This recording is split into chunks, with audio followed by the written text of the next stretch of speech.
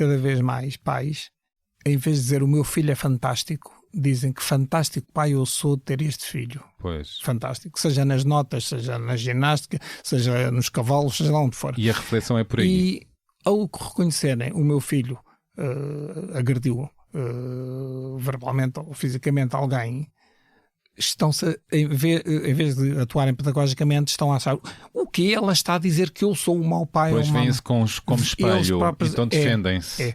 Os filhos é uma forma de narcisismo, que é os filhos serem o nosso prolongamento e terem que fazer aquilo clones, que a gente quer, os pequenos clones, e serem um espelho em que nos vemos. Ora, é evidente que os filhos, nós queremos o melhor para os filhos, não é? Ainda bem que temos orgulho quando eles fazem coisas boas, mas também temos de ter essa distância de corrigir e não confundir comportamentos com pessoas. Onde fores, por onde vais, sente os pés onde pousas. Se alguém disser coisas más, diz que não ouças. A beleza das pequenas coisas, a beleza das pequenas coisas, a beleza das pequenas coisas, a beleza das pequenas coisas. Uma conversa com Bernardo Mendonça.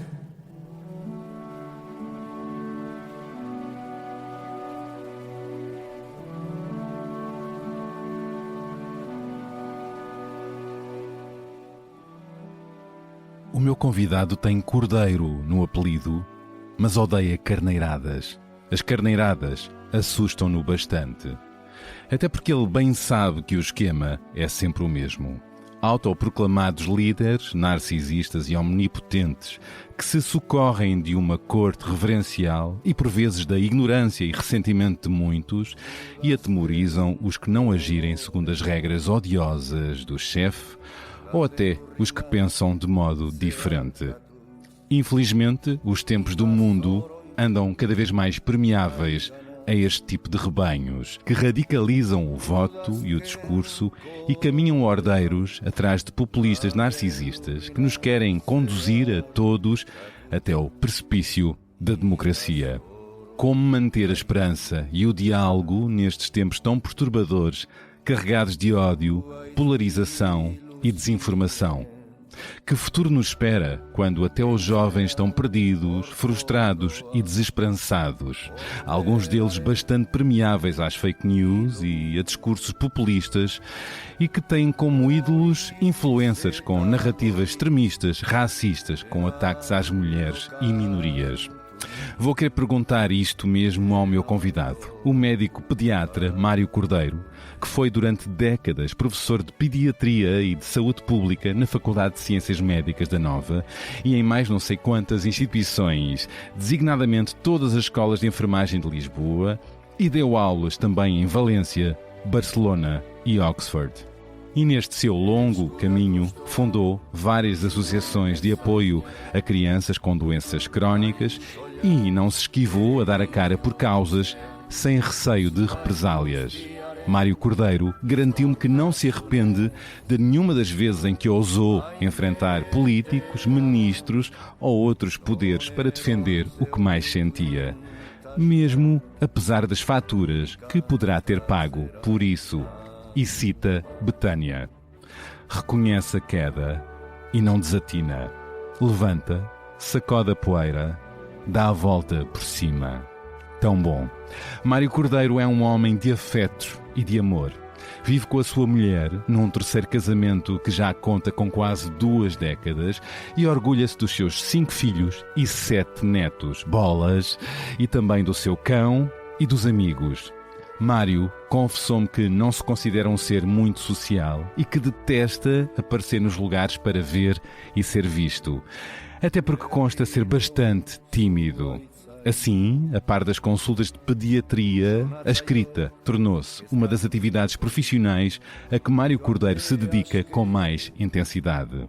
Acaba de lançar o romance Redemoinho pela Casa das Letras e é já autor de perto de 60 livros, entre os chamados livros para pais e educadores, sobre vários aspectos da pediatria e da saúde infantil e juvenil, e também romances, poesia e teatro, além de biografias, uma delas dedicada ao seu avô Júlio e outra sobre Chopin, um dos seus compositores favoritos e a quem o seu amado cão deve o nome. Ler é um dos verbos que Mário Cordeiro conjuga mais vezes.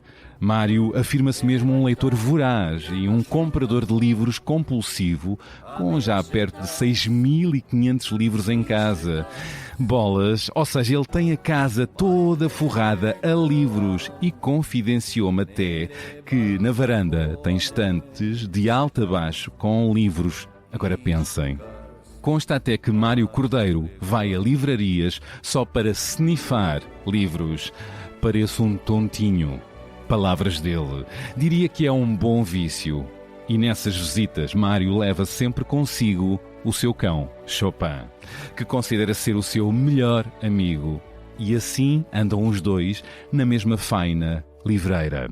E que mais? Mário Cordeiro é casado com uma jurista e garante que nesse cruzamento de mundos se entendem muito bem. Ao que parece, gostam do mesmo estilo de vida, se bem que Mário também me confessou que é mais preguiçoso do que a mulher que gosta de fazer grandes caminhadas. Mas juntos já fizeram grandes viagens de carro por Portugal, Espanha, França, o seu velhinho Dacia, com já 17 anos, portanto um carro já adolescente, que Mário assegura que ainda está muito bom para as curvas.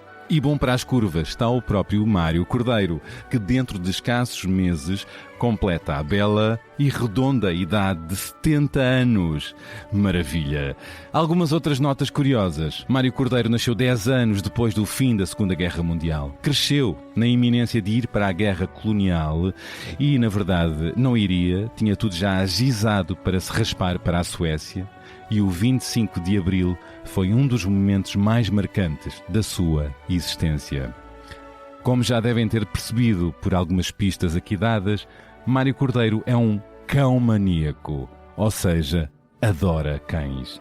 Mário tem a teoria que os cães fazem as pessoas mais humanas. E revelou-me que se Fernando Medina não tivesse perdido a Câmara de Lisboa nas últimas eleições, teria sido criado o primeiro Museu do Cão a nível mundial. Bom, o projeto ficou no tinteiro, mas fica a ideia. O que dizer mais numa intro tão longa já, que Mário Cordeiro reduziu muito o tempo de consultório e dá-se agora ao luxo de ter férias quando quer. Que inveja! Quando for grande, eu quero ser como ele. O que é que a idade lhe ensinou que gostaria de ter aprendido mais cedo? Numa troca de escritos e mensagens, Mário contou-me também que carrega, desde sempre, uma enormíssima angústia existencial, o que, associada à sua timidez brutal, o prejudicaram bastante em certas alturas da vida. Em que é que consiste essa sua angústia? O tempo tem-na aligeirado? Ele respira fundo. Bom, assunto não há de faltar à nossa conversa. É na sala de podcasts do Expresso onde estamos agora. Olá, professor Mário Cordeiro, bem-vindo ao podcast da Beleza das Pequenas Coisas. Olá, Bernardo, depois desta introdução, nem sei o que diga. Estamos agora livres para falar do que nos apetecer. Ora bem, já resumiu aí muita coisa. Uma vida inteira, não é? Acho que sim. E, em primeiro lugar, muito obrigado por este convite. É um enormíssimo prazer estar aqui e devo dizer-lhe que só o nome do seu podcast já é transcendente. Obrigado. E vai ao encontro daquilo que eu pretendo. Há pouco mencionava aí o que é que eu quero do resto da minha vida, não é? Ora, exatamente encontrar cada vez mais a beleza, o belo das e nas pequenas coisas. Porque é possível. Porque é possível. Atingível. Bom, já temos aqui o teaser para o arranque. Vamos saltar juntos? Vamos. Bora. 7 segundos é quanto basta para criar a primeira impressão. E é quanto basta para que algumas fiquem consigo para sempre. Como um momento em que se apaixonou por algo realmente belo. As sensações, os detalhes, as possibilidades. Ou como o instante em que vir pela primeira vez o DS7 Edition France, forjado na mais pura elegância francesa. Como quando entrar a bordo e se envolver com o interior em alcântara preto, com pormenores em dourado e carmim. Uma experiência absolutamente única. Descubra a nova Edition France em dsautomobile.pt. Bastam 7 segundos. Então eu começo precisamente por isso, por esse olhar sobre a vida, sobre a procura da beleza das pequenas coisas, do simples. Tem sido uma busca ao longo da vida ou agora, numa fase mais madura, tornou-se mais urgente? Acho que foi sempre. Foi sempre, desde que me recordo de mim próprio. Lembro-me até da casa onde eu vivia, né, onde vivia a infância, desde que me lembro, enfim, dos primeiros anos de vida. Vivi lá até aos 16 anos, era uma casa que tinha um jardim bastante grande. E o próprio jardim, as flores, toda esta evolução sazonal das árvores, semear flores e vê-las crescer. Depois o meu pai fazia uma coisa engraçada, que era uma parte, assim, um cantinho, era para fazer uma horta, onde plantava feijões e malaguetas e coisas assim, e via crescer. Claro que não seria propriamente para consumo próprio, nem para comercializar. O que é que fazia o seu pai? O meu pai era médico. Era médico? O meu pai era médico, era professor de medicina em Santa Maria, mas reservava tempo para nos ensinar isso. Era uma pessoa extremamente frugal. Chamava-se Mário Cordeiro também. E extremamente frugal. Tinha vindo de Goa, sozinho, ainda pelo Cabo da Boa Esperança, e depois chegou cá, foi viver com um tio jesuíta, intelectualmente incrível, mas muito ascético, e tudo o que fosse qualquer coisa de supérfluo, o tio não aprovava. E o meu pai acabou por incutir em si próprio essa ideia, que era preciso trabalhar, que era preciso servir os outros. E é muito curioso porque o meu pai conseguia associar que eu depois fui compreendendo à medida que fui crescendo. Ele era muito religioso, sem ser beato, odiava beatices, mas era profundamente católico. Sem radicalismos, sem radicalismos. E era um católico sem o dogma, não é? Participava ia à missa todos os domingos, participava nos chamados na altura cursos de cristandade, e portanto tinha um papel ativo dentro da igreja, mas recusava tudo o que fosse, designadamente, ele, por exemplo, em relação a Fátima e coisas assim, ele era completamente, achava que era um bocadinho a roçar a crendice. E o Mário, entretanto, é agnóstico, não é? Sim. Não herdou esse lado do pai. Eu fui batizado, não é? Como era normal na altura, como aliás tu disseste, eu nasci 10 anos depois no outro dia dei-me conta disso, ainda estou com isso a tilintar na cabeça. Nasci apenas 10 anos depois do fim da Segunda Guerra, ou seja, era como 2015 para agora, o que é uma distância curtíssima. Só no dia que de repente me consciencializei do fenómeno. Para mim a Segunda Guerra era assim uma coisa do tempo quase do Afonso Henriques, não é? E então nessa altura eu, por exemplo, segui sempre, ia à missa aos domingos e participava e fiz todas aquelas coisas, a primeira comunhão solene, aquela história toda. Mas quando tinha 18 anos, de repente, por acaso foi aos 18, mera coincidência, mas comecei a questionar-me se realmente eu precisava de algum intermediário entre mim e o algo em que acreditasse. E achei que não. E pronto, e aí comecei também a ver, através da leitura de muita coisa, o que eram as igrejas. Não digo apenas a Igreja Católica, mas todas as instituições religiosas. E comecei a não gostar muito de todos os dogmas da infalibilidade do Papa, isto e aquilo e aquilo outro, várias coisas que eram impostas para lá de outra coisa que me chocava, que era, enfim, a opulência das igrejas, no caso concreto, obviamente, que era a Igreja Católica, porque era a dominante em Portugal, e, portanto, cortei com a Igreja e também, perante acreditar ou não num Deus, comecei a pensar que, não sei se há ou não um Deus, logo verei.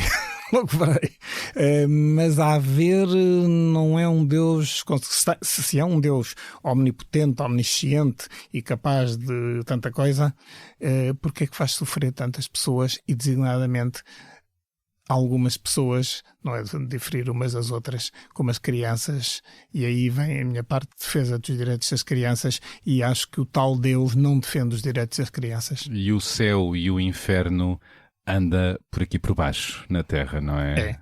Não é preciso passar para lá para viver, ou o purgatório, que foi sempre uma coisa que me fez muita confusão. E esse purgatório sente-se aqui no cotidiano e em várias zonas, latitudes do mundo, não é? Sim, e mesmo aqui no retângulo também se sente em alguns locais e algumas populações que às vezes, isso verificou-se em termos de, agora reportando a saúde das crianças, enormíssima melhoria do estado de saúde das crianças nestas últimas décadas, que eu acho que a maior parte das pessoas provavelmente não se consciencializou do que era Portugal há 50 anos, o que é Portugal agora, em termos de doenças várias. Não vou agora, enfim, estar aqui a detalhar e a massacrar as pessoas com isso, mas creio que esta melhoria enorme não é notada, e como é agora para a grande maioria, a minoria que ainda tem problemas graves começa a cair no esquecimento, o que é muito complicado. Pois, e a realidade pode aumentar para esses, não é? Pode. Esteve agora a falar da Igreja e do que lhe desagradava nela, mas e eventualmente do seguidismo, não é? Por vezes cego, que há nas instituições. E eu quero começar pela forma como arranquei a introdução, em cumplicidade consigo. Chama-se Mário Cordeiro, mas apesar do apelido, não gosta de ir em carneiradas, não é? Nunca gostou? Não.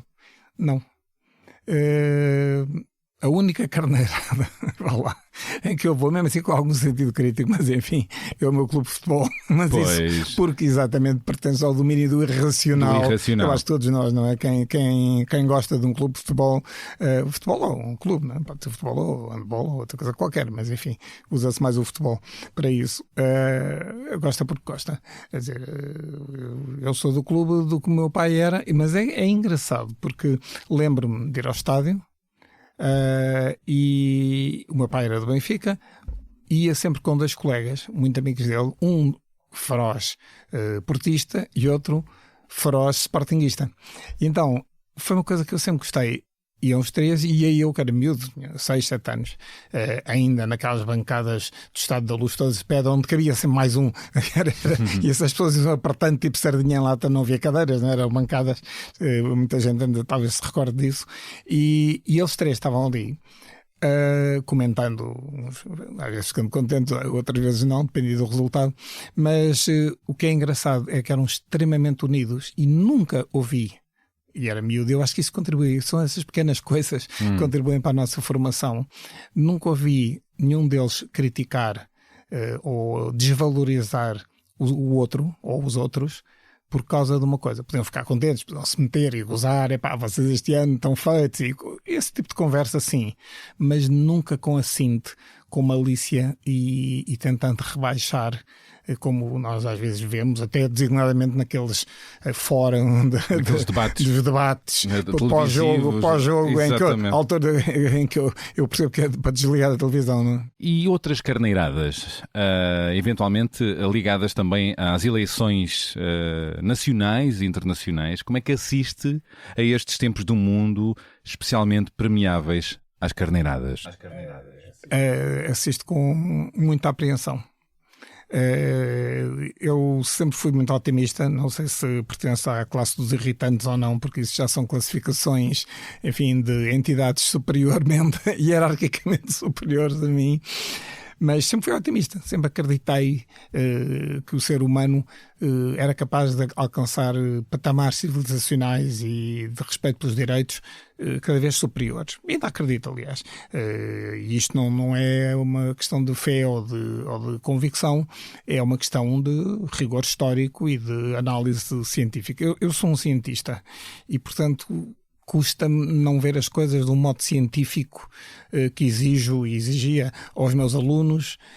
Portanto, quando os feelings são muito bons, mas é preciso provar as coisas e realmente a civilização tem melhorado. Mas a questão é que, neste momento, e factualmente, vê-se sinais de involução civilizacional. Retrocesso, o que é muito complicado, porque será um retrocesso, ou se nada acontecer, é um retrocesso que nos levará provavelmente a um tipo de barbárie diferente da que existiu. Que tipo de barbárie nova podemos testemunhar nos tempos próximos? Eu acho que é sobretudo a nível, já não falo a nível na escala mundial, falo da Europa, falamos assim. Acho que é de um acentuar das desigualdades económicas e financeiras. Portanto, digamos que, para sumarizar, os ricos cada vez mais ricos, os pobres cada vez mais pobres, mas não apenas de uma forma simplista monetária, não é só a carteira mais cheia ou a carteira menos cheia. Tem a ver com a ganância cada vez mais acentuada de um grupo de oligarcas, não é? Oligarcas é quando são russos, bilionários é quando são não russos, mas é exatamente o mesmo, não todos ao mesmo. E a pobreza, que não é só uma pobreza de sobrevivência, de poder ir comprar comida ao supermercado, não é apenas isso. É a pobreza de acesso à cultura, por exemplo. Foi uma das coisas que me impressionou nesta campanha eleitoral que cessou há um par de semanas. A palavra cultura acho que não foi pronunciada por ninguém, ou pelo menos, enfim, não vai ser tão taxativo, mas creio que não se falou muito. E outra que anda à par da cultura, que se chama educação, também não. E mesmo quando se fala de educação... E atualização da educação também. Ora bem, quando se fala de educação, fala-se de problemas concretos, que eu não vou agora discutir se é justo, se não é justo, porque, enfim, isso não quero que seja um momento, mas do tipo, se os professores devem ou não recuperar o tempo, ou receber mais ou receber menos, ou os auxiliares fala-se pouco, portanto é a massa crítica que tem os professores, geralmente são os professores, mas a escola tem muito mais do que professores, mas fala-se desse tipo de coisas, que são importantes, não nego, mas eu diria questões, entre aspas, sindicais, mas fala-se zero de o que é que se pretende com o ensino. Os nossos filhos, os nossos alunos, estão na escola, muitas vezes às 8 da manhã, começam aulas às 8 e estão até às 5, 5 e meia, às vezes mais tarde. 5 dias por semana, durante não sei quantos meses. Aprendem, por exemplo, no 7º, 8º e 9º, 13 disciplinas, uma quantidade brutal, com hora e meia de aulas de vez em quando assim seguidas. E eu pergunto, para quê? Andamos todos a correr, mas para onde? Eu acho que temos um ensino do século XIX com professores do século XX para alunos do século XXI. E, portanto, há aqui qualquer coisa, não é? Há qualquer coisa que falha. E um aceleramento do tempo que todas as gerações atuais estão a sofrer. Portanto, sim, jovens, adultos, todos atrás de algo, não é? Um tempo não humano. Bernardo, era tão fácil inverter algumas coisas. O estudo da história, o estudo do português, começar no hoje, no cotidiano, nos exemplos do hoje, do que é que se passa hoje, e caminhar para trás para explicar como é que chegamos aqui. Como é que chegamos aqui? Quero ir um pouco mais fundo sobre isto da educação, mas não queria alargar a palavra barbárie, para onde caminhamos. Olhando para trás e para a história, disse-me que nasceu 10 anos depois da Segunda Guerra Mundial, e sabendo nós o que se passou lá atrás, o que é que teme também que aconteça? Eu acho que estamos a caminhar exatamente para uma sociedade, ou poderemos, se não se inverter, caminhar para uma sociedade onde não é uma repetição, não quer dizer que vai haver uma guerra mundial como a segunda ou até a primeira, embora, quer dizer, 1848 também houve, não é? Sempre nascendo nos mesmos sítios. Mas pronto, de qualquer forma, não é bem uma repetição da história dos fenómenos exatamente iguais. A história não se repete, mas ensina. Mas repete-se de certa forma. Eu aqui há uns anos fui a Munique e tive a ocasião de ver uma exposição que até era patrocinada pela Câmara Municipal, e que contava o período entre 1919, portanto no final da Primeira Guerra, até 1938, antes de começar a Segunda. E contava toda a evolução da Alemanha, e decididamente em Munique, onde o Hitler fundou o partido, e tanta coisa que é ali explicitada, claro, reportando há 100 anos, cerca de 100 anos, no fundo é o que se está a passar agora. É o que está a passar agora. Não pode não ser um Adolf Hitler, obviamente, não estou a dizer que sejam as personagens, mas a matriz, o esqueleto da coisa é muito similar, que é um agigantar de alguns com pretextos de culpar este, aquele ou aquele outro, o grupo A, o grupo B. Demonizar grupos. É demonizar grupos, lançar o ódio, dizer também que as pessoas merecem mais, com certeza, não é isso, mas a questão é criar os chamados eternos insatisfeitos, que depois, se tiver uma coisa e eu disser, olha, ótimo, que feliz que você é em ter isso, o Bernardo fica contente por ter.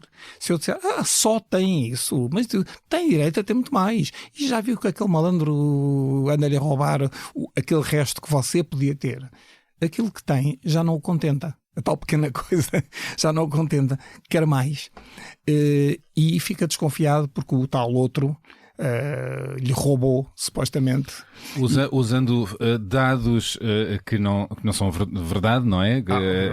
Porque os vários estudos apontaram que as razões económicas, ou nomeadamente na segurança social ou no acesso ao emprego, em Portugal, no caso, mas lá fora, o problema não é a imigração, nem são as comunidades de ciganas, romanas. Portanto, isto tudo concorre. É um embuste. E sendo um homem da ciência, como disse, e dos factos, como é que se sente esta época do real embuste, em que a verdade tem o mesmo valor que a mentira, ou na verdade a mentira tem até muitas vezes mais valor e é mais eficaz do que a verdade, mais sedutora, mais simples, não é? Mais simplista, chega mais depressa às pessoas, conquista para o voto, não é? Como é que se sente isto? Eu sinto que isto está a acontecer, por um lado, porque há canais fortes e poderosos, como são as redes sociais, que conseguem atingir sem qualquer tipo de possibilidade de controle do conteúdo, porque nem sequer se sabe onde é que foi produzida a notícia, chamemos assim, ou o facto.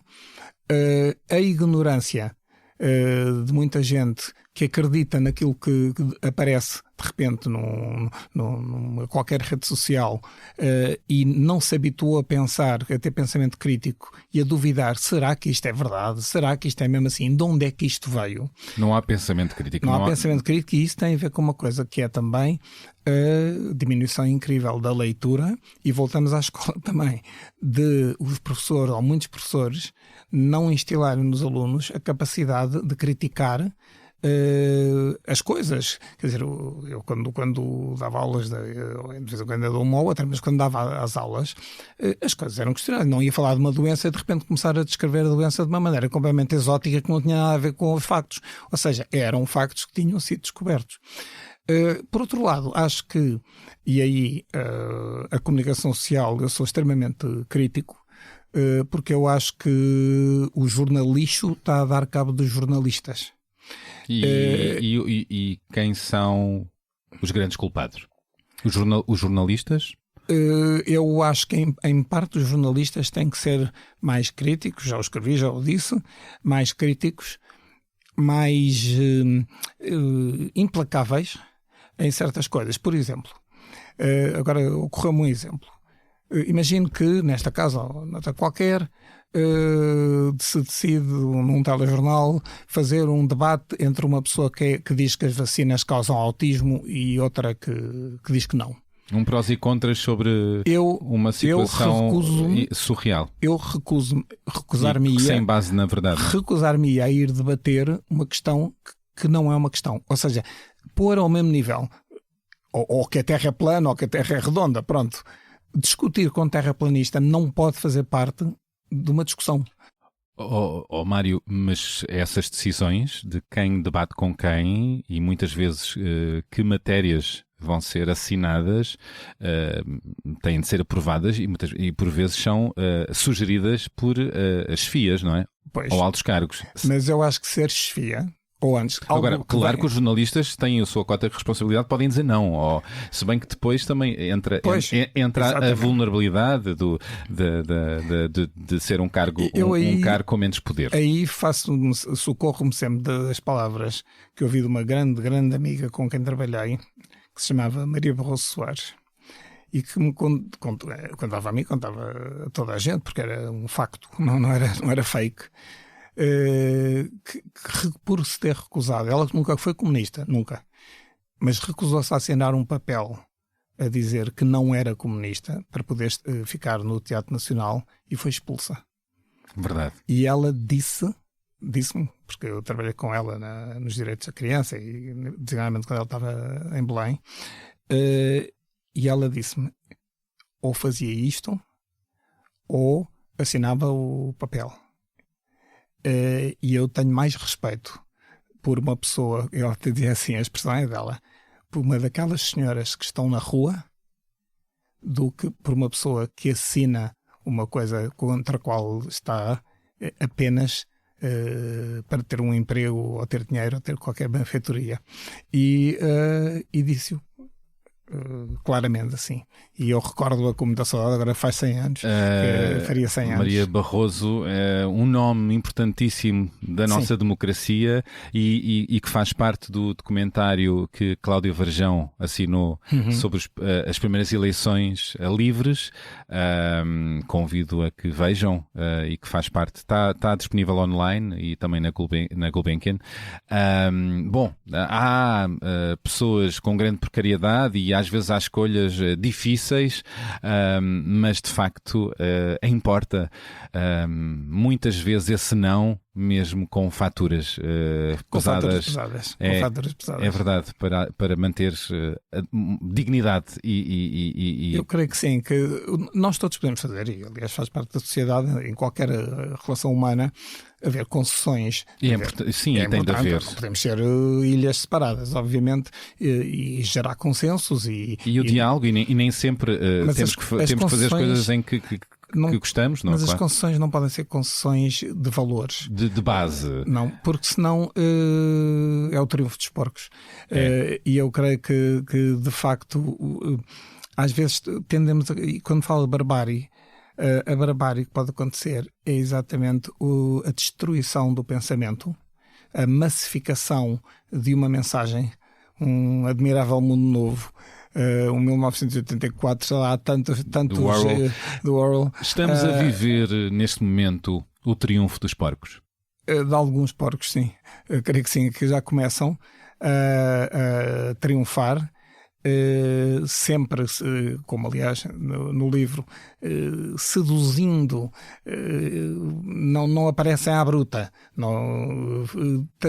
vão se travestindo de outras roupagens, mas que vão realmente avançando. E o que também me preocupa, porque nesta discussão que se põe agora na Europa, não é? Em relação designadamente à extrema-direita, é ver que compete combater ou a democracia ou não a democracia, não é? Portanto, compete aos democratas todos eles, independentemente depois das suas opções particulares em relação às formas de governo, à economia ou outra coisa qualquer, combater aqueles que são contra a democracia. O que eu tenho, enfim, não sou analista político, mas o que vejo por essa Europa fora é ir atrás, uma tentativa que será seguramente falhada, porque sempre foi, de ir atrás das ideias da extrema-direita para tentar ocupar esse espaço. E o que é que acontece? Por cá, essa tática está a acontecer também. E o que é que vai acontecer? Ou a direita tradicional se transforma em extrema-direita, o que é mau, ou então faz o frete à extrema-direita, fazendo-lhe as políticas que a extrema-direita quer, o que também é mau. O que é o sublinhar deste livro do Orwell, O Triunfo dos Porcos. Exatamente. Em que, no fundo, tudo acabou na mesma e tudo acabou confraternizando os antigos senhores com os novos, que eram os porcos. E isso, confesso que assusta-me um pouco, não apenas o cenário, que não é simpático, mas há outra coisa que me preocupa, Bernardo, que é pensar que não sei se os jovens, ou os mais jovens, ou as novas gerações, se estão preocupadas com o assunto, se pensam no assunto, ou se refletem sobre ele. Não é? Porque eu acho que, por exemplo, eu não consigo perceber como é que a introdução à política, enquanto disciplina, é uma coisa opcional e só no secundário. Não consigo perceber. Mas não é só por causa destas questões e de formar pessoas politizadas.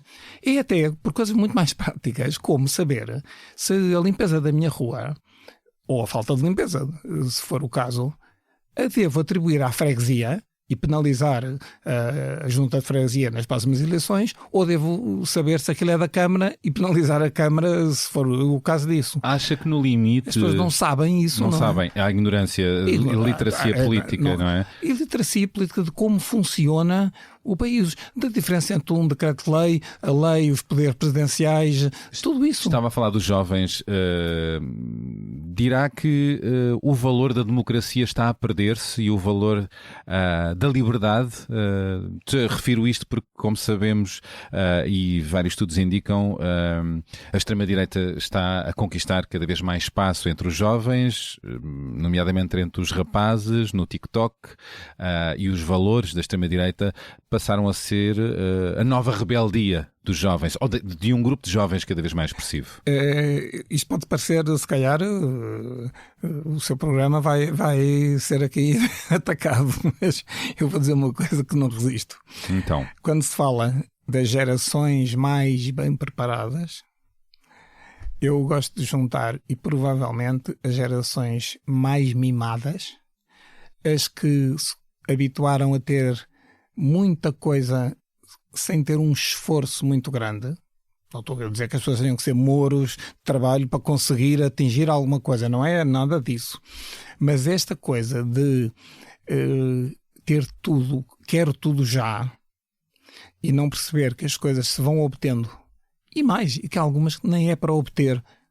Há bocado falou do carro. O meu carro passa sempre, vai à inspeção em agosto, vem de lá no próprio dia sem uma única coisa. Para que é que eu vou trocar de carro se aquele é tão bom, não é? Mas aí é a sociedade a pressionar para o consumo, não é? As pessoas têm que ser a sociedade para pressionar para muita coisa, não é? E os mais jovens estão mais premiados. Mas esta coisa de querer, o ter sobrepor-se ao estar e ao ser... E o ter é que muitas vezes valoriza a ideia do ser, não é? Expressa uma tendência narcisista de uma geração ou de várias gerações.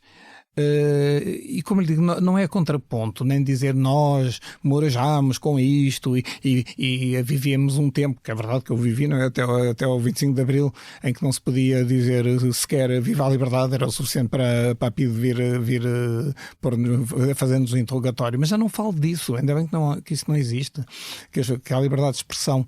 Mas é bom reconhecer a história, e eu acho que há uma ignorância histórica enorme, e acho que, não estou a dizer todos, Deus meu, mas alguns jovens, muito jovens, acham que o mundo começou no dia em que eles sequer tinham 10 anos de idade, porque não se lembram sequer para trás. E, portanto, já não valorizam a palavra liberdade, nem a palavra democracia, são palavras e eu chatas. Cito uma pessoa que é sem insuspeita, conteúdo. uma pessoa que é totalmente insuspeita, que disse: a liberdade e a democracia são coisas que nós só nos apercebemos do seu valor quando a perdemos. E que foi o professor Adriano Moreira. Portanto, não foi Che Guevara, nem foi Fidel Castro, nem foi, como alguns poderiam pensar que eu estava a citar aí algum esquerdista empedernido. Uma figura forte do CDS. Ora bem. Pai de Isabel Moreira. Exatamente. E que fez um percurso como ministro do Salazar, depois entrou em ruptura, várias coisas. Portanto, é uma pessoa insuspeita, mas aí está, era um homem que foi capaz de se ir adaptando, refletindo, evoluindo e percebendo o valor da democracia. Exatamente, o valor da democracia e da liberdade, e ele referiu explicitamente essas duas coisas, e talvez por isso, de facto, por ter percebido isso, é que tem a filha que tem, que exatamente... Uma voz necessária, uma voz de liberdade. E que seguramente ele sempre respeitou. Não, sim. A relação dos dois é admirável e aconselhável até como modelo na sociedade. Exatamente. Nesta diversidade de opiniões poder haver diálogo. Tenho agora um áudio muito curtinho que gostava que ouvisse com uma pergunta e depois que respondesse. Olá, avô, eu sou a Francisca, tenho 13 anos e gostava de saber o que acha sobre a subida dos partidos extremistas. Temos aqui uma das suas netas, a Francisca. Isso é uma partida. É verdade. E junta uma inquietação que a Francisca tem, portanto a pergunta veio dela. Certo que em casa, através do pai, o seu filho, o Pedro Cordeiro, deve-se discutir muitas questões do que se passa no país e no mundo, mas a pergunta é dela. Então isto é um contraponto também interessante, que nem todos os jovens não dão valor à democracia. Eventualmente a educação, claro, e o exemplo que têm em casa conta, e os diálogos que se têm, mas eu respondo. Mas é uma jovem. Olá, Tita, surpreendeste-me e até me arrepiaste. Fiquei comovido.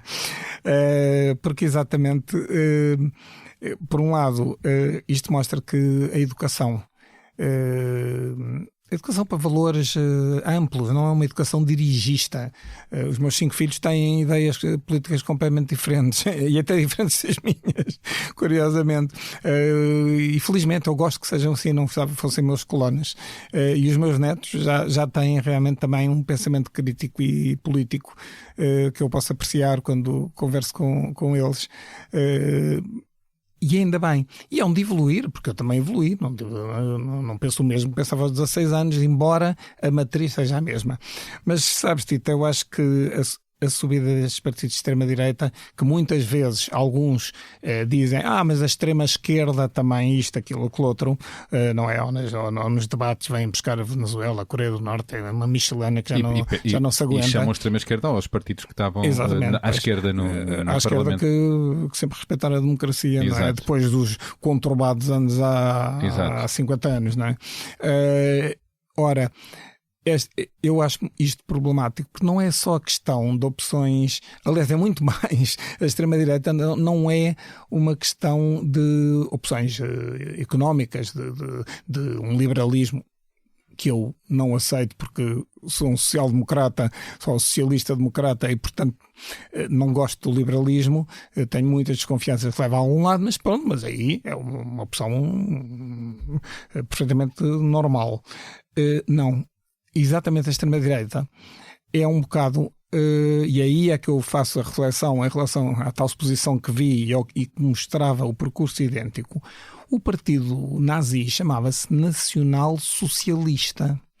Tinha coisas do nacionalismo exacerbado, obviamente, a defesa dos alemães contra os tais horrorosos que eram os judeus, os ciganos, os homossexuais, tudo que todos os que desencantassem, que resolvessem desencantar para demonizar. Qualquer semelhança com a extrema-direita em Portugal não é coincidência. Não é. Mas outra coisa que era a parte de aparecer como o tal socialismo, que era aparecerem como os benfeitores do povo, junto dos humilhados, dos ofendidos. O que depois viu-se que era uma treta, não é? Porque foi uma mobilização para a guerra, arranjar carne para canhão. E isso cá também se vê. Ao ver o perfil dos votantes no Chega, e a mudança até enorme de uns concelhos e de umas áreas de um sítio para o outro, as pessoas andam, como é normal, à procura de alguém. E aí é que eu acho que a democracia tem falhado. O que é que tem falhado? Estava à espera deste resultado nestas últimas legislativas? Não exatamente deste. Pronto. Convenci-me a determinada altura que poderia ser diferente. Convenci-me, expressei-o, aliás, que o Partido Socialista poderia ganhar, não, nunca com uma maioria absoluta, mas que se pudessem inverter as posições, vá lá, em relação à situação de há um ano. Enganou-se muito, no caso. Enganou-se muito, porque a terceira força, o PS passou a terceira força política. Falando em bom português, apanhei um melão enorme. Pronto. Pois, e o que é que falhou? O que é que falhou? É uma boa pergunta. Se eu soubesse essa pergunta para $1 milhão. Pois. Mas eu acho que pode haver respostas muito fáceis, já tinha ouvido muitas. Não soube falar para este, talvez para os jovens, mas é difícil saber como é que se fala para os jovens quando as coisas mudam tão rapidamente. E os canais mudaram e agora é o TikTok. Em 2, 3 anos as coisas são novas. Mas eu creio que o que terá falhado não foi tanto dos partidos democráticos, foi daquela expressão da extrema-direita de que são todos iguais, são todos corruptos, são todos malandros. Há uma vontade de culpar alguém, às vezes não se sabe porquê, mas a xenofobia, por exemplo, que sempre existiu a nível... O estrangeiro, o estranho, foi sempre visto como mau. Porquê? Porque ao longo da história, em centenas de milhares de anos de história humana, quem vinha de fora era para conquistar. Era a ameaça que podia retirar o lugar. Não, e conquistava militarmente. Claro. O grupo A invadia a tribo B e conquistava. Segunda coisa que fazia era apoderava-se dos bens, portanto reduzia à escravatura os conquistados. E a terceira coisa que fazia era, e aliás o que aconteceu muito na ex-Jugoslávia, era a violação das mulheres. Porquê que um grupo que conquista o outro viola as mulheres? Isso é uma questão interessante, porque é assim, no outro dia vi uma explicação num debate televisivo aqui há uns tempos, que me deu vontade de rir, porque era, porque os soldados que estão longe de casa estão, desculpe-me o termo, esfomeados por... Isso é uma treta. O fenómeno da violação das mulheres conquistadas é o que se chama o fenómeno da inquinação genética. Se eu te violar e tu tiveres um filho, já não é da tua etnia, passa a ser também da minha. É uma conquista também. E também há o fator de violência e humilhação, não é? Além disso, obviamente. Claro. Mas é uma coisa que mostra essa tentativa. Ora, o que se passou depois é que essas populações começaram a ir para outros lados, não num espírito de guerreiro de conquista, e daí... Primeiro havia a desconfiança do estrangeiro, o que este quer, não é? Só no Neolítico é que as coisas mudaram, mesmo assim, só há 4.000 anos. Entretanto, começou a ser outra coisa, que é, eu vou para a tua terra, não é para te conquistar, é porque preciso. Claro. E os portugueses fizeram isso muito antes de irem para a França, Canadá, ou Suíça, ou Inglaterra, nos anos 60 e 70. Então, e o Brasil? Quantos portugueses foram para o Brasil ou para os Estados Unidos no final do século XIX?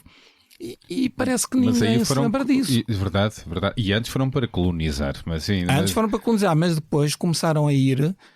e daí até as anedotas que os brasileiros contam sobre os portugueses. E alguns em fuga da ditadura, não é? Em fuga da ditadura também, que seria o meu caso se não, o 25 de Abril não se tem dado, para fugir da guerra, porque eu nunca iria para uma guerra Até porque nem sabia que razões é que ou estava contra as razões. Portanto, este olhar sobre os imigrantes com I que vêm para o país, este olhar que os olha como uma grande ameaça, não reflete que nós somos um país de imigrantes com E. Que fomos a muitos lados do mundo procurar melhores condições de vida. Eu acho que aí a pergunta tem que ser muito simples, e era elencar o Sr. Silva ou o Sr. Sousa, ou a Sra. Sousa, indiferente, dizer assim: nunca apanhou um Uber, nunca pediu comida pela Glovo, nunca foi à loja do chinês, nunca usufruiu desses serviços. Quem é que trata das crianças? E quem é que trata dos idosos que têm que ser empurrados em cadeira de rodas ou que estão acamados? Empregos que a maioria os portugueses já não querem dos fazer. Portugueses não querem fazer, pois, não é? E que os portugueses foram fazer para a França porque os franceses já não queriam fazer. Exatamente, e foram para lá fazer o que não queriam fazer aqui, porque lá eram muito mais bem pagos. Mas a arrogância em relação a essas pessoas, entre aspas, é que confesso que me torce um bocado, e muito pior quando os dados atirados para cima da mesa de que eles são os malandros, violam as nossas mulheres, como ainda ouvi há 3 ou 4 dias o André Ventura dizer, por amor de Deus, não são reais. Portanto, daqui a pouco vamos dizer que marcianos invadiram a Terra e vamos todos entrar num completo uma parafernália Claro que importam políticas de imigração e garantir condições de vida, e sobretudo dignidade e condições de vida. Aqueles que viviam aqui há um par de anos, não é? Que foram identificados, aqueles imigrantes que viviam em contentores para apanhar framboesas, que depois nós podemos gostar muito de ir ao supermercado e dizer: que bom, framboesas, vou com um bocadinho de natas, isto está ótimo. Nunca deviam ter estado ali nem mais um dia. E é isso que me irrita.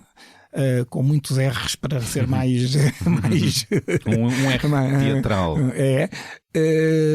Irrita pensar que a sua acomodação, o mínimo dar dignidade a estas pessoas, não é com certeza o Orçamento Geral do Estado todo, é uma migalha do desperdício todo que há nos hospitais, aqui e acolá, em todo lado. E já se percebeu que o dinheiro que os imigrantes que deixam na Segurança Social estarem a garantir as pensões, mais saúde para a coisas. Segurança Social. E é essa injustiça, as injustiças de facto doem muito. E como é que andamos todos a questionar isto? Como falar para fora da bolha, das nossas bolhas? Como dialogar com aqueles que pensam diferente de nós, que não se sentem escutados, que se sentem invisíveis ou ressentidos, eventualmente também por desinformação e alienação? Esta questão que não tem uma resposta redonda, o que é que eu acho que diria? Para lá de identificar quem são essas pessoas, creio que é preciso esclarecer, perguntar, né? Antes de esclarecer é perguntar: porquê é que vocês estão tão zangados? O que é que vos falta? O que é que precisam? O que é que desejam? Pronto, eu acho que essa é a primeira questão. E depois, sim, conforme as respostas, procurar se calhar dizer: ok, toda a gente quer melhorar a sua vida. Acho que faz parte do aperfeiçoamento da vida nos vários níveis. E é legítimo, sim. Mas se calhar mostrar que já há muita coisa. Porque o habituar, esta história do mundo parece que começou ontem. E então eu quero mais coisas para o amanhã. Se eu perceber que há um percurso, às vezes fala-se, e com razão, a dificuldade de acesso ao interior, por exemplo. Estou-me a lembrar agora disso como exemplo. Mas se calhar, se uma pessoa da Guarda me disser: pois, porque há uma dificuldade, é tudo sentar em Lisboa, se calhar é bom dizer: espera aí, mas agora há uma autoestrada direta até à Guarda, já há uns tempos, não é? Mas pronto, ou o outro lado qualquer. Mas a saúde pode melhorar, o SNS pode melhorar, mas não está ligado a uma expulsão, não é com a expulsão de imigrantes que isto melhorará. E mais, sim, os imigrantes não decorre daí. Os imigrantes é residual no sistema de saúde. E aliás, há muitos médicos até e profissionais que até são imigrantes. Mas o falar para fora da bolha e escutar é que ainda não está afinado, não é? Acho que não. Aí acho que nas autárquicas, de facto, os autarcas que estão enfim, presentes. As próximas autárquicas. As próximas poderia ser uma excelente oportunidade para todos os partidos democráticos esclarecerem. Em vez de, eventualmente, irem vender o seu produto, o seu sabonete ou o seu shampoo, acho que era esclarecer que nem tudo está mal. Ou serem esclarecidos também. Ou seja, esclarecidos sobre o que é que e depois, não tem corrido tão bem, não é? Se eu disser que estou a sentir estas dores, digamos, então cada partido pode dizer, olha, eu vou solucioná-las com isto. Isto é tal e qual um paciente e um diz, toma paracetamol, toma ibuprofeno, toma outra coisa qualquer. E nestas discussões e no comentariado que temos ouvido em vários mídia, fala-se muito que se foi longe demais, que os discursos que falavam de diversidade, de inclusão, de mais empatia, foram todos radicais, que se foi longe demais. É da opinião disso? Foi-se longe demais a ambicionar mais empatia, mais diversidade, mais inclusão? Não, eu acho que tudo isso que o Bernardo menciona deve haver. Aliás, se de facto é verdade que algumas causas, digamos, foram às vezes defendidas de uma maneira exagerada na sua expressão, não quer dizer que não haja justeza na sua gênese. No que se defende, não é? Que se defende. Usou-se até a expressão, muitas vezes, uma expressão cansada e questionável, que a expressão woke, não é? Passou todo o tipo de discursos de esquerda. Acordar, sobre sonos profundos. Acordem, não é? Para certas lutas sociais. Isso, não é? olha, eu estive envolvido já faz 15 anos, talvez, acho que mais ou menos 15 anos, estive muito envolvido quer no casamento de pessoas do mesmo sexo, quer na adoção de crianças por casais do mesmo sexo.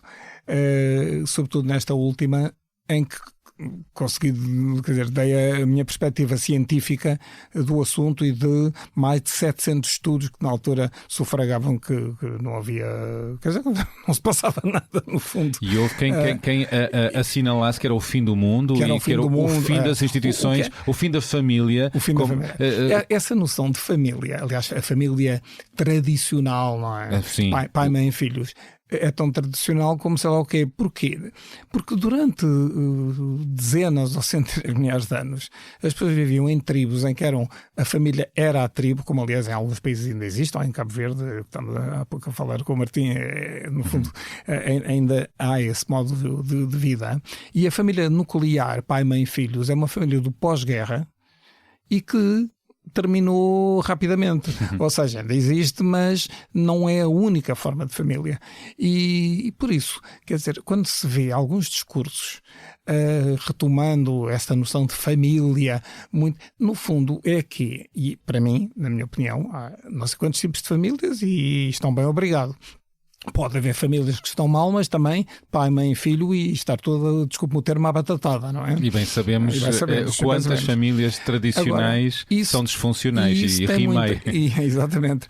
E isso tem muito a ver com uma herança que nós temos e das qual eu penso que nós nos devemos libertar enquanto sociedade de um Estado laico, que é a noção divina da Santíssima Trindade, não é?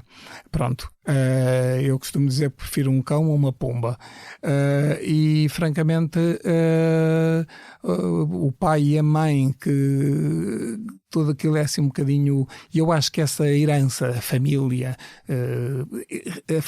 seródia, vista de um ponto de vista salazarengo e sublinhada pela Igreja e pelo antigo regime. Exatamente, mas que permanece em alguns discursos do atual regime e que depois levam isso como verdades absolutas impostas. E eu dou-lhe dois exemplos e que não tenho receio nenhum de dizer, que é a interrupção voluntária da gravidez e a eutanásia. Pronto, que são questões que quem defenda ou justifique, etc. E olha, a eutanásia não está em prática. Defende ambas. Diga? Defende ambas. Sim, eu defendo ambas. Mas os resultados, por exemplo, da IVG, já há dados que mostram, enfim, quantas mulheres não morreram. É verdade. E agora não, e mais, e a diminuição das IVGs claro. ao longo do tempo. Não, e percebeu-se o quanto defende a mulher e a sua autodeterminação do corpo. E agora há um tal youtuber com dinheiro, associado a uma marca de alimentação que colocou na televisão estávamos a falar um anúncio da Provida. Estávamos a falar há bocado do que é que os meios de comunicação podem ou não fazer. Eu acho que as televisões não deviam ter passado esse anúncio. Claro. Porque a IVG é legal e não faz sentido estar-se a apelar ao inverso. Mas ainda está aquela ideia, não é? As pessoas esquecem-se rapidamente do que eram as IVGs no vão de escada. E sabe porquê que se esquecem? É que quem proclama essas coisas, quem tem tribuna para proclamar, seja na Assembleia da República, nos partidos ou assim, quando precisava alguém da família fazer uma IVG, ia a Badajoz, à Clínica dos Arcos, ou ia à Suíça, ou ia à França, ou ia a outro lado qualquer. Não ia para o vão de escada. E ninguém sabia. Não ia para o vão de escada. Quem ia para o vão de escada muitas vezes morria, não é? Muita gente morria. Era uma grande causa de mortalidade das mulheres. Fora de outras causas gerais. Ainda hoje é muito falada a reportagem que Maria Antónia Paula, outra voz da democracia, de grande jornalista, que fez essa reportagem pelo país sobre os abortos clandestinos que tantas mulheres tinham que fazer. E é engraçado porque até as IVGs têm diminuído, designadamente entre os jovens, que também era o grande susto, os jovens todos, porque há uma noção dos jovens, são todos uns promíscuos, claro. Isto é bandalheira, quase como se fosse, as escolas são um bordel, e que a IVG é usada como o que não é verdade, como uma maçã, não é? Tem diminuído brutalmente, e até aqueles grupos pró-vida e outros similares, até na altura do referendo, diziam que iam fazer grandes campanhas de planeamento familiar e, olha, não sei onde é que elas estão, que ninguém as viu. Pois, tenho mais um áudio para ouvir com uma pergunta. Olá, avô. Eu sou a Amélia e tenho 10 anos. Queria perguntar se acha que a Declaração dos Direitos Humanos ainda está a ser utilizada e respeitada como estava a ser respeitada quando foi criada. Desta vez ouvimos a neta Amélia, de 10 anos. Mais uma vez, recordo, a pergunta é da própria Amélia, foi esse o desafio, e é curioso, não é? Mais uma belíssima pergunta. Belíssima pergunta. O que é que responde à sua neta? Olha, mamé, em 1990, 89 aliás, as Nações Unidas aprovaram a Convenção sobre os Direitos da Criança. Já havia a declaração é de 48. A declaração é de 48, depois em 89 foi muitíssimo mais desenvolvida e foi aprovada nas Nações Unidas. Portugal, o país onde tu vives e onde eu vivo, foi um dos primeiros países do mundo a ratificar a Convenção por todos os órgãos de soberania. E curiosamente, um comitê das Nações Unidas que tinha um membro de cada continente, portanto tinha cinco membros, a representante da Europa era a doutora Marta Paz, jurista, eminente jurista portuguesa, que foi nomeada pela Europa para representar a Europa. Portanto, não, antes de António Costa, antes de António Guterres, houve portugueses em grandes lugares de destaque. E muito se fez. Curiosamente, há 2 países que ainda não ratificaram no mundo, a Somália e os Estados Unidos da América. Mas isso é são outros 500. Exato. Mas e há muitos que ratificaram, claro. e não praticam.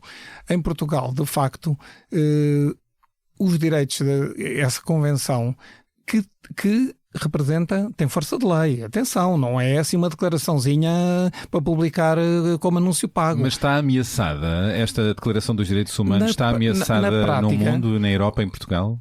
Os direitos das crianças têm tido um enorme incremento, mas há sítios onde estão a ser torpedeados, e isso é que é incompreensível.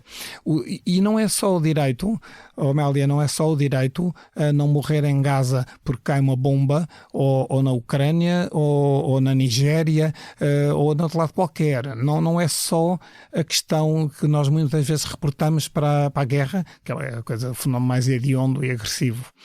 É muitas vezes o direito, por exemplo. Outra coisa que pode parecer assim de um pateta ou de um poeta, como costumo dizer, que é o direito ao descanso, o direito a não ter trabalhos de casa depois de não sei quantas horas na escola, o direito a ter jardins onde possa passear nas aldeias, nas vilas e nas cidades, um direito no fundo a ver todo esse, a poder expressar-se em termos de arte. A arte é outra coisa que está mal cotada na bolsa de valores desta sociedade distópica completamente. Esta sociedade distópica com falta de tempo para os adultos, também as crianças e jovens andam com demasiadas atividades na escola e fora delas, com atividades extracurriculares. As atividades extracurriculares às vezes são um disparate, não é? Os pais querem projetar são uma profissionalização às vezes, não? São, e muitas vezes, Bernardo, é assim, quando se tem vários filhos, se calhar pode um fazer ginástica, o outro kung fu e o outro não sei o quê. Quando se tem esse desgraçado é que leva com tudo. Depois é uma forma de estarem ocupados e não chatearem. E tudo isto é. A questão é quando é demais. Mas eu acho que em Portugal, particularmente, o trabalho dos adultos e o trabalho das crianças, ou seja, a escola, tem uma dimensão nas nossas 24 horas completamente disparatada. Não há nenhuma razão. Aliás, vêem-se outros países onde a produtividade é enorme. Não é só uma questão de organização, como às vezes se diz, os suecos são assim porque são suecos. Não. Não é. Porque são exigentes, com certeza. A pessoa, quando está no trabalho, tem que produzir. Mas tem tempo livre. E o tempo livre, o tempo endorfínico, o tempo de lazer, no animal que somos, tem de compensar o tempo adrenalínico de cortisol, que é o tempo da ação. E se isto não for bem caldeado, nós, além de andarmos irritados, maçados, acharmos que o nosso cotidiano é horrível, acontece-nos outra coisa. Sofremos psicologicamente, mas sofremos biologicamente. Doenças podem surgir. Doenças, insónia. As perturbações de sono em Portugal é uma coisa completamente louca. Eu ouso dizer que, além das perturbações de sono, podem surgir outras doenças mais cabeludas. Hipertensão, o cancro, a baixa da imunidade que permite o cancro. Não esquecer que o cancro aparece porque as células não são, a imunidade não consegue dar conta das células mal produzidas. E exaustão e stress, o cansaço. E depois outra coisa, acresce a isso a falta de paciência. Uma pessoa, quando sai de casa às 6 da manhã, às 7 da manhã, que apanha não sei quantas horas de trânsito, que leva com um dia de trabalho sempre, todos os dias, absolutamente inenarrável de esforço, não tem, o animal em si está de tal forma irritado que não tem paciência para nada. Para nada, para a família, para os amigos, para nada. Repare, quando nós chegamos a casa, o que é que nós deveríamos fazer? Vimos de um dia. Até pode ter sido um bom dia de trabalho, não nego. Não é obrigatoriamente uma coisa horrível. Pode ter sido um bom dia de trabalho. Mas a determinada altura, o que é que nos interessa? É meter a chave à porta e pensar o seguinte: naquela casa, quem lá mora, supostamente, são as pessoas que nós mais amamos. Acho eu, não é? Aquele espaço também, melhor ou pior, está concebido segundo o nosso gosto.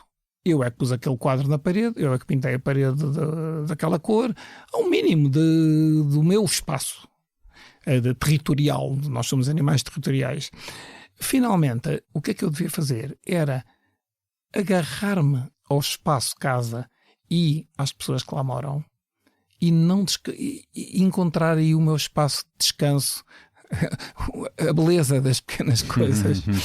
Mas não. Entre irritado, sou incapaz de tirar essa parte, essas unhas de fora, essas garras de fora, e portanto rosno, só quero sopas e descanso. E se alguém pergunta, queres arroz ou massa? Responde para não dizer outra coisa, porque estamos, enfim, em público.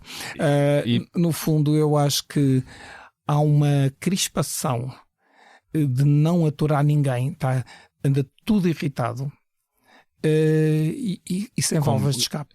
E com base neste excesso de trabalho e na verdade no limite não favorece a produtividade, não é? Porque trabalhadores exaustos e cansados e fartos acaba por dar mau resultado, não é? Baixas médicas e não ganham amor à camisola. E presentismo, e criou presentismo, que só estar presente de corpo. E não ganham amor à camisola, porque uma das coisas que um trabalhador deve gostar, seja nesta casa ou noutra qualquer, é sentir: eu faço parte, não é da mobília, mas é da equipa, produzo um jornal, um podcast, seja televisão, o que for, e sinto que isto põe a camisola. Claro, e é criativo e tem ânimo e energia, agora, não é? Se eu me sinto escravizado pelo trabalho, eu sinto o trabalho como um inimigo.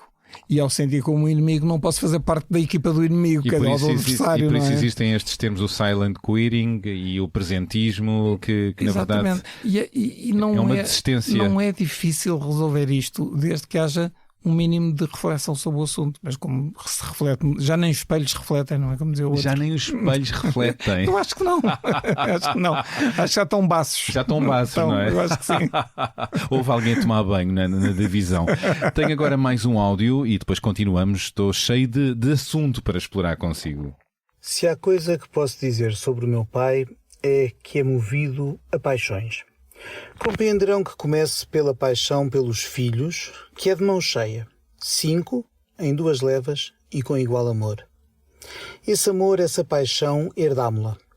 Faz de nós uma verdadeira fraternidade.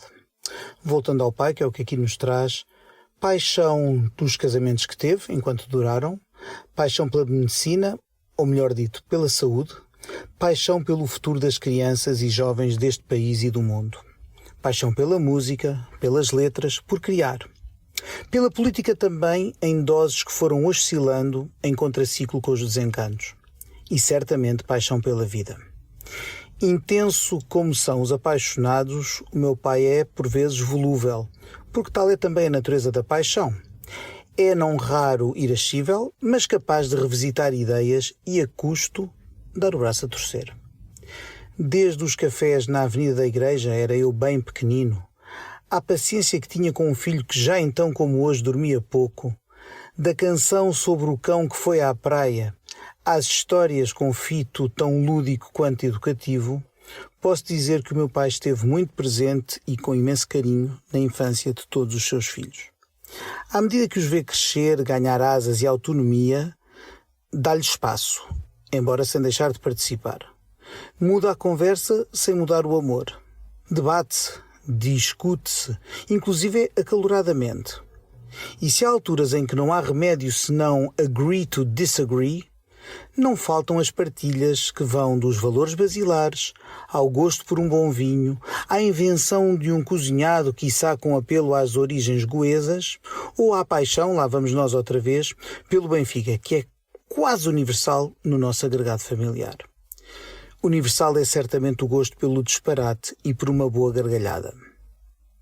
Entreguei ontem ao meu pai o ramo do Dia da Espiga que faço questão de lhe oferecer todos os anos, para que tenha pão, amor, saúde, riqueza, alegria e paz. É algo que desejo continuar a fazer por muitos e muitos anos, e bons anos também. E daí talvez venha a pergunta que quero aqui deixar-lhe. Há muitos anos impressionou-me, era eu adolescente, o meu pai dizer-me que tinha um grande afã por realizar coisas, e se as realizou, porque sentia desde que nasceu que ia morrer cedo. Felizmente não foi esse o caso. Este ano festejo aos 70 e temos todas as razões por esperar muito mais marcos e aniversários redondos. E o que eu lhe pergunto hoje, já eu próprio em plena meia-idade, é se os anos o ajudaram a lidar melhor com a nossa finitude e que conselhos tem a dar para gerirmos o nosso legado, o que cá deixamos, as feridas que temos de sarar, para no dia que nos chegar podemos partir em paz. Bom, isto foi um complô. acabamos de ouvir, sim, neste complô, Pedro Cordeiro, editor da secção internacional do Expresso e o filho mais velho do Mário, acrescenta mais camadas e um olhar mais íntimo e pessoal sobre o Mário Cordeiro, enquanto pai e homem apaixonado e intenso, e que, pelos vistos, tem um lado irascível, próprio dos apaixonados, diria, com gosto por uma boa gargalhada e uma discussão acalorada. E Pedro, o filho, revela aqui um fantasma de sempre do pai e questiona-o sobre se a idade lhe tem apaziguado essa espécie de angústia existencial e pergunta que conselhos o pai tem para dar sobre a passagem de legado e esta gestão do último capítulo da vida. Bom, vamos ouvir a resposta de Mário Cordeiro na segunda parte desta conversa, onde haverá espaço para ele partilhar também. Eu queria perguntar-lhe ainda sobre o bullying nos jovens, que é uma questão, aliás, que está muito presente na série Adolescência. Quero ir aí. Quero falar também nas presidenciais que vêm aí, nas autárquicas, e depois iremos também às músicas que o acompanham, as leituras que mais o atravessam e outras sugestões culturais. Isto e o que mais surgir, talvez, Mário, venham surpresas mais. É verdade, Já estou com medo. é verdade. Vamos ver até onde é que vai a nossa conversa, que se adivinha desarrumada e torrencial, como nesta primeira parte. Tudo para ouvirem a partir da manhã deste sábado. Boas escutas.